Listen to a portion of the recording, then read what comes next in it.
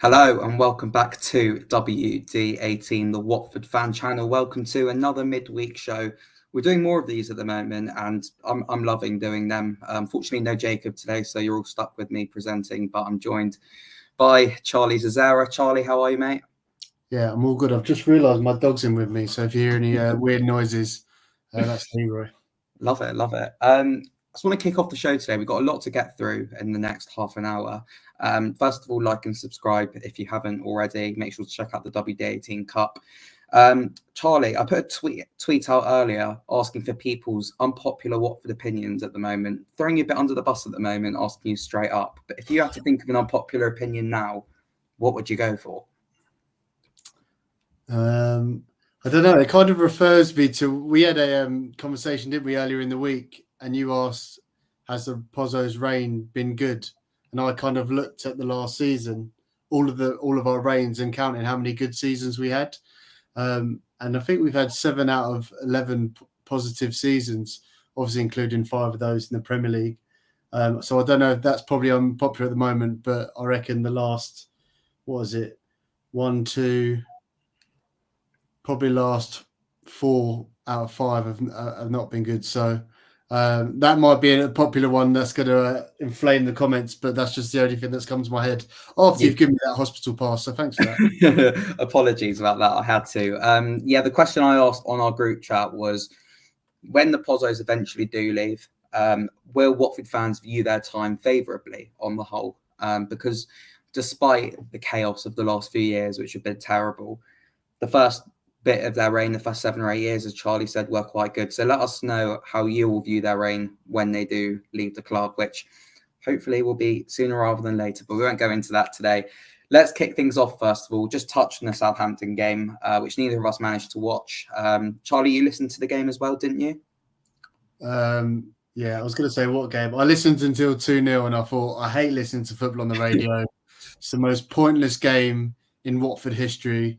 I was so gutted. I think we said on last stream when Southampton scored that late goal, because I just knew it was a non-event. But you were quite angry, weren't you, about that game? I was very annoyed. Just going back to the game at Vicarage Road, I think we lost that game, to be fair, at Vicarage Road. We were never going to win at Southampton, I don't think. They put out pretty much, Watford made 7 changes, but we know that, I mean, it didn't even look too much like a rotated team because we simply can't at the moment.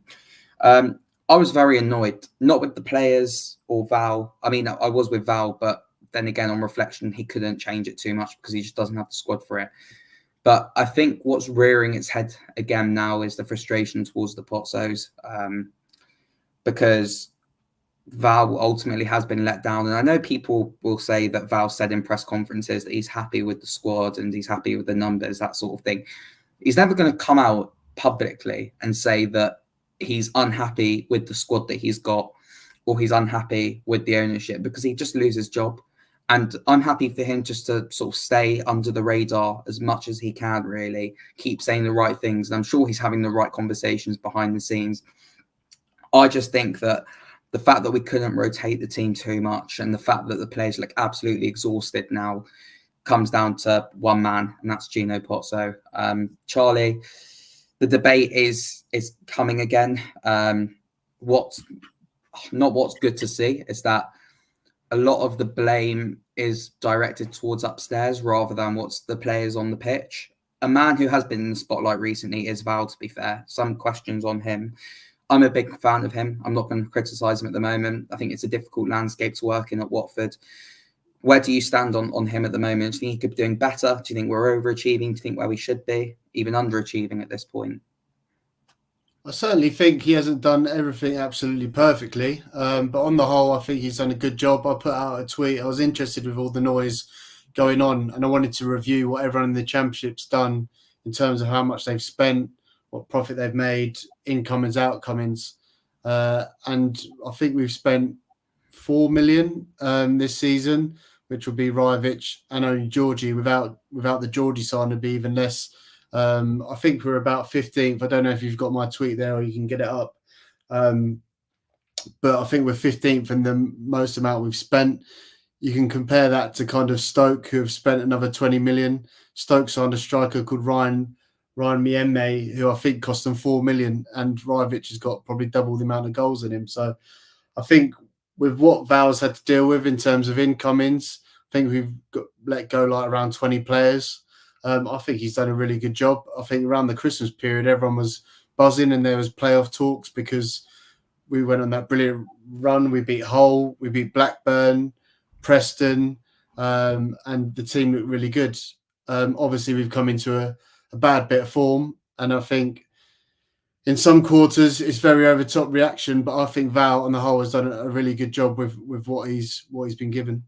Yeah, definitely. I agree with you with that. And I want to look back at earlier in the season when we went through a bad run of form. And obviously there was that game where I think it was Sunderland away, where the players were supposedly kept in the dressing room for a couple of hours after, just to think about what's going on at that moment. And then from that, the form transformed. So just hoping that we do see some sort of thing. I think this Watford team are a streaky team where we'll go on runs of form where we're brilliant, runs of form where we're poor. I just think that's the nature of this side at the moment. It's the nature of the Championship, which is it's frustrating because I don't think this team necessarily has what it takes to kick on through no fault of their own, just because of the lack of numbers in there.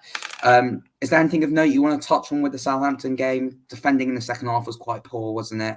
Having watched the highlights back, just a bit of nothing game, like you say, just poor all round. To be completely honest, I haven't watched any highlights. I've seen a few of the goals. One of them scored a bit of a decent strike, didn't he, from outside of the box. Sakumara, who's Southampton's B player, who cost them 10 million plus. Yeah, like that kind of tweet I talked about. When you look at, and we'll come on to Leicester, when you look at what Leicester, Southampton, and Leeds have spent, and the kind of even their outgoings, it's an absolute joke. I think Southampton made 150 million this season in the Championship. Is crazy. Just goes to show with what we're competing with. You can see there we're 15th, and our spend compared to the others. But if you look at teams like Coventry, who are doing a lot better, they've spent a lot of money. Stoke spent a lot of money. Middlesbrough. So I think we're slightly overachieving when you look at it like that. We have got players who are on decent wages. Obviously, Loser's gone now, but Dennis has come in to even that out. I didn't watch much of the Southampton game. I didn't see the highlights. What do you know about Dan Bachmann? Did he get a bit of a concussion? He mentioned it at half time, and then he knew he wasn't right when he came back out. Yeah, just before going on to Bachmann, make sure to check out this on Charlie's Twitter account. Just looking at it now, by the way, I know you put it there, but what a job Corberan's doing. 23rd in spend, and they're up there in the playoff places, I think. I was listening on the radio and they were absolutely baffled by what happened with Daniel Bachmann. To them, they originally described it as Bachmann had just walked straight down the tunnel pretty much after they scored the second goal, I think it was. And it's come out after perhaps that he suggested, he suggested that he had a head injury in the first half and they were warming Hamer up at half time or something. And I don't know, concussion substitution though. So if it is an injury, I do wish Dan all the best. But I was listening to it on the radio at the time and they were incredibly confused by what was going on because there was no noticeable head clashes in there. I know Dan had a concussion earlier in the season, I think, which is when Ben Hamer came into the side. So maybe it's got something to do with that. So if it is an injury, I hope Dan is okay. If not, be interesting to hear the real reasons, which I'm sure will come to fruition at some point. He wouldn't have walked off, no chance. So it's obviously an injury, and do you know what I mean? It was a nothing game, so yeah. Any lasting longer damage, and we didn't get any injuries to any other players, did we? No, I don't think so. It was great to see Ken Sammer out there, by the way. That was probably the biggest positive. His 150th Watford appearance, so congratulations to Ken. And I think he is one of our most important players, to be honest with you. I think he starts for me when he's fully fit. So great to see Ken back. Last thing on the Southampton game, Charlie, because something that we've both said now is that it was a nothing game. I think an element of that was in the mentality of the players as well. And the performance was pretty weak from what I was hearing. Obviously, Val wouldn't have told the players, just leave this, go a bit lighter here. But do you think perhaps psychologically they could have taken this game a bit lighter? A bit lighter, a bit more seriously? In terms of, do you reckon the performance was a bit lighter because they were... Yeah, like they're professionals, but there's just sometimes it's like when players in the Premier League are going off to a World Cup.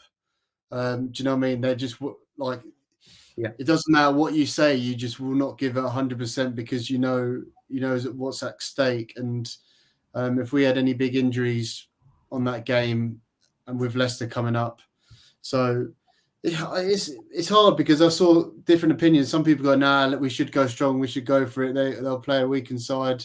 It's just a game. Players need rest." But it's just the reality is the load that our team have had. I think we've used the fewest number of players of any team in the Championship. Just shows how small our squad is. We've seen players like Ryan Andrew, how industrious they are, how much work they get put through. So yeah, the players are on the edge at the moment, and that's down to having a small squad. Everyone knows the reason for that, whether we like it or not. I think it's got some positives. I think it's got a lot of negatives, which we're seeing now. I think one thing, and that's especially when I spoke to Dean Whitehead, he just talked about the importance of kind of recovery time. When you're playing midweek and weekend, you get no time to train because you're playing in the game, you're recovering or you're traveling. So your training time's limited. So I think we need to get back to, I think for the squad that we've got, I think it's really important that we get back to our normal weeks where we have a full week of training. But we've got Leicester this week, Norwich midweek. So it seems pretty relentless. We just need to get through to this period, kind of have a bit of a breather and try and go again. Yeah, definitely. Valérien Ismaël did confirm as well in his press conference that Watford didn't train between the game at the weekend against Cardiff and the Southampton game. I think another positive to look at is Emmanuel Dennis stayed at home as well, which we didn't risk him. And he's just had a whole week now to get his fitness back up, which the whole team could benefit from. But with Watford struggling a bit for form at the moment, struggling to hit those heights that we were around Christmas period, there's probably no worse game to play than high-flying Leicester at the moment, albeit in a way I think it could benefit us playing against a higher opposition to us in the table. Realistically, they're a Premier League side at Vicarage Road, probably the underdogs going into this game. As the title says, Charlie, can Watford shock Leicester at the weekend? Don't see why not. I'm looking forward to it more than I have other games this season. Certainly that Southampton game, but I think we've proven quite a few times this season that I think our strengths are out of possession, keeping the shape. I think we struggle more when we need to break down a low block, which we saw against Cardiff, which we couldn't do. But I think we know we've got a bit of speed on the counter-attack, especially with Dennis now. I think we've got a good defensive shape and we can be dangerous in the break with progressive runners like Kone, Chatford-Atsy. So, look, Leicester have been on fire, but they've got ridiculous players in Daka, Kieran Dewsbury-Hall, Vardy. So their squads have got so much talent and our defenders are going to have to be on the money, which will be a really tough task. But, yeah, I'm really looking forward to it. I was listening to Not the Top 20 this morning, and the Leicester fans apparently are moaning about Enzo Maresca's style of play. Yeah, this was something I picked up on. I think it was recently they won 3-0 at home or something like that, but the King Power Stadium was pretty much empty by 85, 86 minutes. Fans just wanted to get out of there. I mean, look, it's not the best football, but if you're top of the league, and they're pretty much up, if we're being honest, it would have to take a major, major blow up at Leicester for them not to go up. I don't really know what fans want, to be fair, but each to their own, I suppose. Charlie Sorry, just on that, and it's just come to head. I reckon Leicester fans are probably one of the luckiest fans going in the recent years. They won the Premier League, they won the FA Cup, they've been to Europe. Yeah, they've had this relegation, and now they're on for a record championship season. Community Shield as well, I think they won, didn't they? Ungrateful bunch of foxes. Anyway. There's the motivation. Charlie, as someone who you've looked at Maresca quite closely with your nature of work with the coach's voice, what areas do you think Watford should be worried in and how could we exploit them as well? Because an area that I'm worried about is I've read quite good reviews about Wout Faes this season at the back for them, who thinks having a really good season. We know we've struggled this season in the striking department, particularly through the middle. Could you see us getting out of the mattle? If so, how could we do that?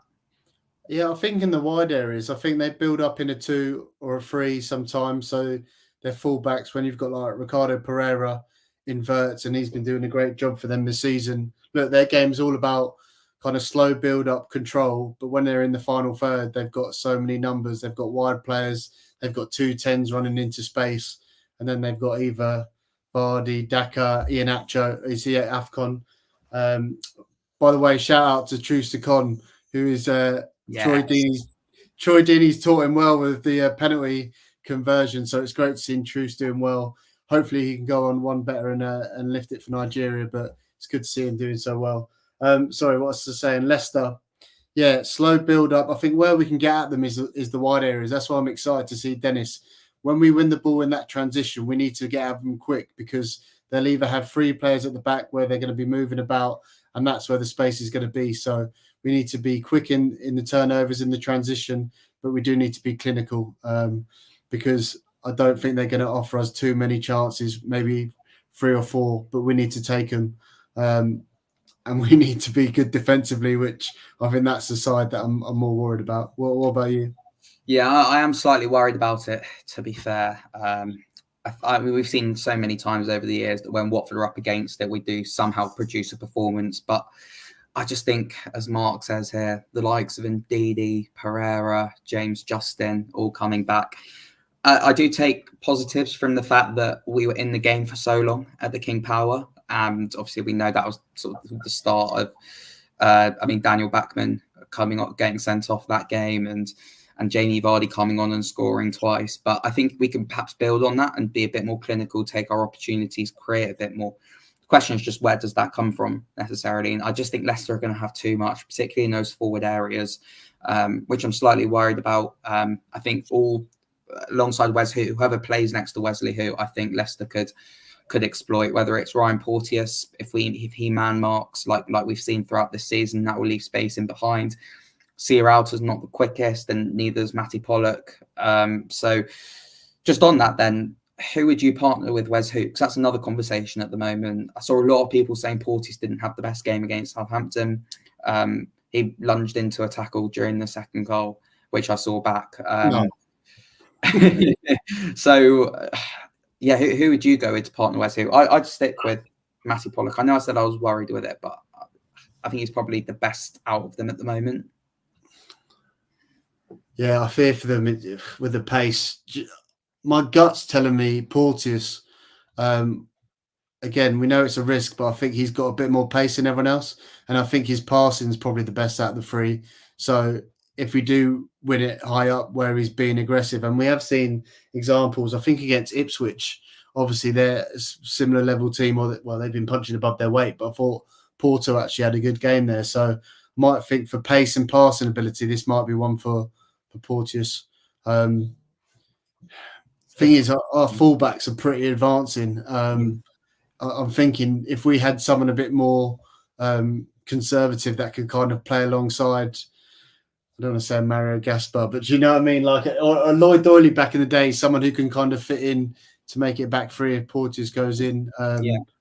Or maybe do we go even more defensive and have Pollock and Porteous? I'm not too sure, but I don't think we will. I think Porteous for me. It'd be interesting what people think in the comments, who they think they should start for this one. Yeah, I think the fullbacks is an area that does worry me as well. We know Ryan Andrews likes to get forward. We also know that Jamal Lewis has had his defensive fragilities in the past as well this season. That's very swift, Charlie. Love it. We know that Lewis has had his defensive fragilities this season.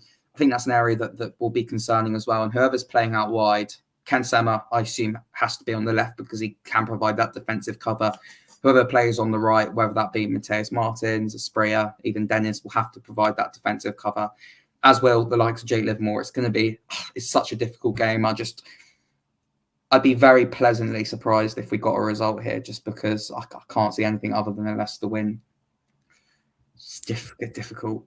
Yeah, but I don't know. I feel like we always do quite well against Leicester. We've had some good memories throughout the years. I know you tweeted about Bobby Pereira when he cut in. And curled that one in. I'm sure Andre Gray scored. Was it Brendan Rodgers' first game? Yeah, Brendan's first game. So yeah, good memories against Leicester. But look, I don't think there's too much expectations for us to get the result. So I think we're a lot better being underdogs than favourites. I mean, people talk about iconic moments between us and Leicester. Obviously, there's that Deeney goal in the playoffs, but a moment that's gone under the radar is very typical Watford was the year after that playoff semi-final where we obviously lost in the final. David Nugent scored at Vicarage Road where Manuel Almunia just kicked it straight at his face. If you haven't seen the goal, Google it, but it is typical Watford. Hilarious. What should the expectation be now then between now and the end of the season for Watford? Because I think we are sort of in no man's land now where we're out the FA Cup. Obviously, it was a bit unrealistic to expect us to win anyway. We are still in touching distance of the playoffs, but it's going to be very difficult with the size of our squad to get any real form of consistency in there. What's the expectation now then? What would make a good season between now and May? How many games you got left? Do you know? Must be about 15, I want to say. Not sure. I would like to see upwards of between 5 and 10 just good performances. I don't think we should look at the table because I don't think we're gonna go down. I don't think we're gonna go up. There's too many teams congested in there at the moment. We've seen Ipswich fall off, but they're one of the best teams in my opinion in the league. Yeah, I think if we got around 15 games between 5 and 10 good performances, and I think we need to try and get back to that moment. And you got to remember, even, and I know you were there for especially the Blackburn game, but I think that was like if you look at Swansea, Blackburn, Preston, we were awesome. But what was the other one? No, not that one. Anyway, I'm saying Swansea, Hull, Blackburn. Like our performances weren't amazing. We were just quite good defensively, and we scored from the halfway line. So I would just like to get that confidence back, put into a good performance. Who have we got coming up? Rotherham away, which I'm going to Huddersfield, Norwich. Yeah, just reading out Watford's next 5. So it's 16 games we've got left now. Our next 5 games: Leicester at home on Saturday, Norwich away next Tuesday, Rotherham away the following Saturday, with Huddersfield at home, and then Millwall away, which takes us relatively close to the next international break as well. So those are the next 5. I agree with you, though. I do think it's just about performance between now and the season. I've really liked this Watford team this year. I'm sort of feeling connected to the club again in terms of on the pitch. It's a team who are fighting for the badge and they really care. Even though the performances might not always be there, you can't question the fight. So I agree with you with that, Charlie. But it is going to be tough, isn't it? Last thing to speak about today then. Ironically, against Leicester, it was the game that Daniel Batman got sent off, and we saw Ben Hamer come in the following game. He's just been nominated for the January Player of the Month. A word on Ben Hamer, Charlie? He's super. Amazing, isn't he? No, really deserved. I've got on my list. It'd be great to put together like a compilation of his saves this season because, I just think since he's come in, he's been brilliant. Some unbelievable saves. I remember Preston, that one in the first half was unreal. I think he spoke to Andrew French and said that was his best one. He's kept us in so many games. I haven't got his stats with me, but his goal prevention, I think, second in the league this season in the Championship. So, yeah, I don't know if he'll win it, but it's nice to get a little recognition. And he's got the gloves now until the end of the season. So, fair play to him. But before we go as well, I wanted to mention about that tiny bit of transfer news that filtered through on deadline day. Do you know about it? Yeah, so the Peterborough United chairman has a podcast. I can't remember his name now, but it's really interesting actually to hear a chairman with a podcast. And he often goes into a lot of detail with how his football club operates at Peterborough.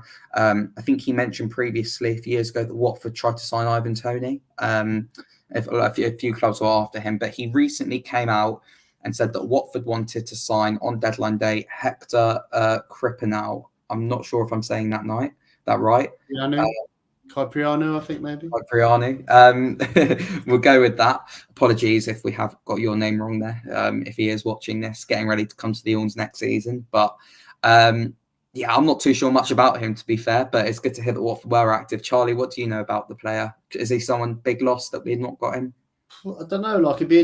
For me, it was just a bit of a pleasant surprise that we were going in for that sort of player. He's 22. I think he's got from Cypriot descent. I think he's an international for Cyprus now. And then the clips I've watched of him, he looks really, really tidy, kind of a young Jake Livermore, but excellent on the ball, gets around the pitch a lot, good tackler. And I think the fact that we are interested in him is a positive, as in we're looking at the right kind of people. So it was interesting to hear that we went in for him. That Darren McAntony, the Peterborough chairman, is a really, I love him. He's a straight talking guy, really transparent. So if anyone's interested, he doesn't go too much into the details of that deal. He did say something interesting about he spoke to a American owner who was interested in getting a big championship club, and he was giving him advice. So I've done a digging to see if that could be our man or the rumours. Although some rumours are saying that's quieting down, but again, I don't want to go too much into that. But yeah, if anyone's interested, that's a really good podcast. It's called the Hard Truths Podcast. Can you imagine the Gino Pozzo podcast? I think that would be a lot of fun at the moment, to be fair. Charlie, before we wrap up then, score prediction for Saturday. I think we'll lose 2-1. I think we'll lose 3-0. I'm going to go with.